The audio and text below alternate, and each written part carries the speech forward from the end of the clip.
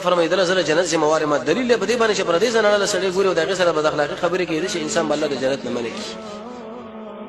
د جنت نه تاسو ما خطرناک خبره ده دې به دا مطلب نه چې مرتکب د ګناه کبیره کافر شو بعد انسان به خبره باندې پوي نشي یعنی رسول الله فرمایي زله جنت زم مواره هغه چاله ورکوم چې هغه خپل نظر کنټرول کوي چې دا نظر غلط استعمال کړي یو طرف ګوره کړه بل طرف ګوره پر دې زنانه لا نو دشي انسان له رسول الله بیر جنت زم مواره نه دی بس د سړی به خپل د جهنم په طرف باندې روان شي اوس ګورئ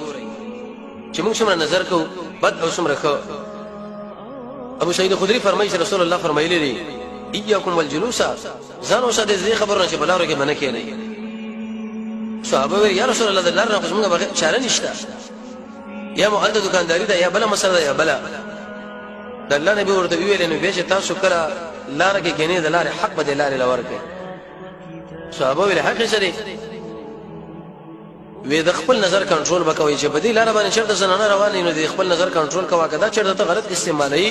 رسول الله فرمایي تا د لار حق ادا نه کې تم الله په دغه عمل باندې جهنم لګوي ضروري شي هغه بلل کوي کچا در باندې سلام موجود هغه سلام جواب وکوي امر بالمعروف وکوي او نهي عن المنکر سب وړاندې به لار کې سړی غلط کار کوي دغه نه منع کا او کچرته نه کې کار غیر ایسه دعوت کا دې حدیث څنګه رسول الله فرمایي غض البصر معنا د نظر کنټرول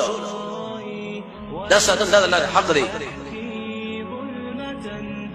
جرير بن عبد الله فرمایي ورځ ما د محمد رسول الله نه بوتنه وکړه چې رسول الله دې سړي ناڅاپي نظر په چا باندې پریوزي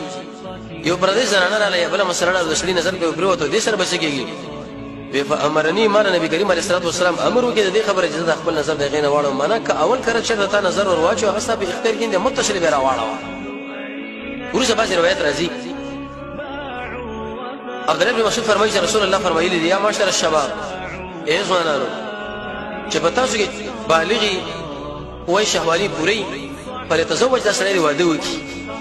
ځکه چې انسان کله واده وکي ودا د انسان د فرج حفاظت کوونکی هم د قشان د نظر کنټرولونکی وي پر دې زنانه لګوري نه او کوم سړی چې به واده طاقت لري نو د انسان د روزي نشي وجه دا چې دا روزه هغه انسان له د شهوت ماتي دا ګور په بل طریقه به نه ماتيږي د دې وجه امام شافعي رحمۃ اللہ علیہ فرمایي چې کوم سړی استمناء بالیت کې معنا په الله باندې د خپل خواهش پرستی کوي او خواهش باغې باندې پوره کوي د شي سړی د الله په دشمنی کې واقع شو د شي انسان ګورلې جرم کې واقع شو او رسول الله د دې نه منع کړی دې نقصان نه پیدا لري